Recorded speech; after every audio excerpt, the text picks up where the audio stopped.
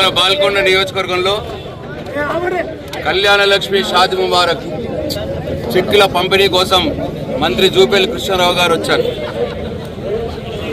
అయితే ఆ కార్యక్రమంలో పాల్గొన్న నేను ఆడబిడ్డల పక్షాన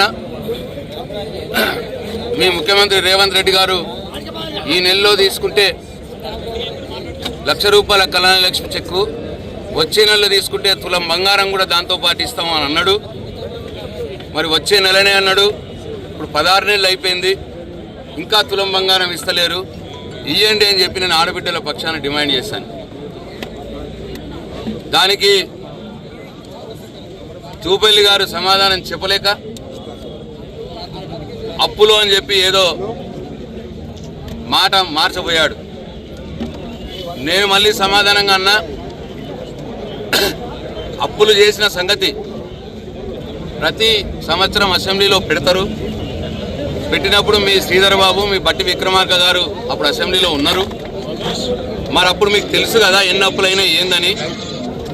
మరి అప్పుడు తెలిసిండు కూడా ఇవన్నీ కూడా తులం బంగారం ఎందుకు ఇస్తామన్నారు, 2,500 మహిళలకు ఎందుకు ఇస్తామన్నారు, మరి 4,000 పెన్షన్ ఎక్కువ చేస్తామన్నారు, 2 లక్షల రుణమాఫీ అన్నారు, 15,000 రైతు బంధు అన్నారు, 500 వడ్ల బోనస్ అన్నారు. మరి ఇవన్నీ అప్పులైన సంగతి అప్పుడు మీకు తెలియదా అంటే, అప్పుడు తెలిసిండి కూడా ఏమైనా సరే ఓట్లు దొబ్బుకోవాలి, ఓట్లు డబ్బులు పడగొట్టుకోవాలి అని చెప్పి మీరు ఇష్టం వచ్చినట్టు అప్పుడు చెప్పి, ఇప్పుడు అప్పుల పేరు మీద ఎగవేత ప్లాన్ చేస్తున్నారా, ఎగవేస్తారా అని చెప్పి నేను అడగడం జరిగింది. దానికి కార్యక్రమం అంతా రసాబసగా అయింది. కానీ బయట మా కార్యకర్తలు పాపం చాలా ప్రశాంతంగా, అసలు మంత్రి గారి కాన్వాయ్ కూడా అడ్డం పోలేదు. కేవలం వాళ్ళు ఎక్కడున్నారో అక్కడ ఉండి తులం బంగారం ఇవ్వాలని చెప్పి ఫ్లెక్సీలు పెట్టుకొని నిలబడ్డారు, ప్లకార్డులు పెట్టుకొని నిలబడ్డారు ప్రశాంతంగా. డెఫినెట్గా ప్రతిపక్ష పార్టీగా మా ఆడబిడ్డల పక్షాన ఈ ప్రభుత్వాన్ని అడిగే బాధ్యత మా మీద ఉంటుంది, ధర్మం మా మీద ఉంటుంది. కాబట్టి టీఆర్ఎస్ పార్టీ కార్యకర్తలుగా మా వాళ్ళు ప్లకార్డులు పెట్టి అడిగినారు. దానికే ఇక్కడ కాంగ్రెస్ పార్టీ లోకల్ నాయకుడు, కాంగ్రెస్ పార్టీ ఇన్ఛార్జ్, ఇక్కడ బాల్కొండ నియోజకవర్గ ఇన్ఛార్జ్ ఆదేశాలు ఇవ్వడం, ఇక్కడ ఒక భీమ్గల్ సర్కిల్ ఇన్స్పెక్టర్ ఆయన కాంగ్రెస్ పార్టీ ఇన్ఛార్జ్ ఆదేశాలని పాటించడం, ఒక్కొక్కరిని మా నాయకుల్ని కార్యకర్తలని ఒక్కొక్కరిని చూపెట్టుకుంటూ మరి పోలీసులకు ఆదేశాలు ఇచ్చి మరి లాఠీ చార్జ్ చేపించడం. అసలు లాఠీ చార్జీ చేయవలసిన అవసరం ఏమొచ్చింది, ఆ ఆవశ్యకత ఎక్కడొచ్చింది, ఎందుకు కొట్టినారు అంటే భయభ్రాంతులు చేస్తున్నారా?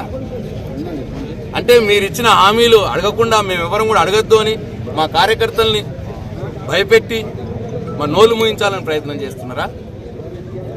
ఖబర్దార్, మీరు ఎంతమంది ఇటువంటి సర్కిల్ ఇన్స్పెక్టర్లను పెట్టుకొని మా మీద ఏం ప్రయత్నం చేసినా ప్రజల పక్షాన పోరాడడం మాత్రం మేము ఆపం.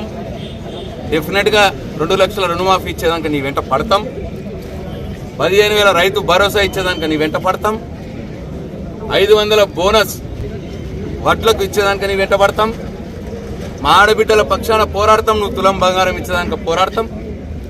అట్లనే నువ్వు 4,000 పెన్షన్ పెంచుతాను మా ముసలి వాళ్ళకు, మా బీడీలు చేసి అక్కా చెల్లెళ్ళకు, వాళ్ళ ఆశతో ఎదురు చూస్తున్నారు ఎప్పుడు వస్తాయా అని. అట్లనే 2,500 18 సంవత్సరాలు నిండిన ప్రతి మహిళకు 2,500 ఇస్తా అన్నావు. దాని విషయంలో కూడా పోరాడతాం, నీ వెంట పడతాం. ఇవాళ మా 20 మందిని నువ్వు లాఠీ దెబ్బలు కొట్టావేమో, కానీ మిమ్మల్ని కొట్టోడు కూడా పైన ఒకడు ఉంటాడు. గుర్తుపెట్టుకోండి, every day is not Sunday. ప్రతిరోజు మీది కాదు, మా రోజులు కూడా వస్తాయి. వచ్చినప్పుడు అక్రమంగా ఆదేశాలు ఇచ్చి లాఠీ చార్జ్ చేయించిన ఈ భీమ్గల్ సిఐ ఈయన భాగవతాన్ని చట్ట ప్రకారమే బయట పెడతాం. ఈయన అనుకుంటుండేమో ఎల్లకాలం నడుస్తుంది అనుకుంటుండేమో, సమస్య లేదు. మేము బాధ్యత ఇట్లా అక్రమంగా మా కార్యకర్తల్ని భయపెట్టే పోలీసుల అధికారుల పేర్లు మా బుక్లో రాసుకుంటున్నాం. డెఫినెట్గా చట్ట ప్రకారం మీ మీద చర్యలు ఉంటాయి. ఇప్పటికైనా పద్ధతి మార్చుకోండి, చట్టానికి అతిక్రమించి పనిచేయండి, చట్టానికి లోబడి పనిచేయండి. చట్టానికి అతిక్రమించి పనిచేయొద్దు, మీరు భారత రాజ్యాంగానికి లోబడి పనిచేయాలి. కానీ ఇక్కడ కాంగ్రెస్ పార్టీ రేవంత్ రెడ్డి ఈ లోకల్ నియోజకవర్గ ఇన్ఛార్జీల వాళ్ళ ఆదేశాల కోసం పనిచేయొద్దు. జాగ్రత్త సుమా, రోజు మీ రోజు కాదు అని మళ్ళొకసారి మీకు చెప్తా ఉన్నాను.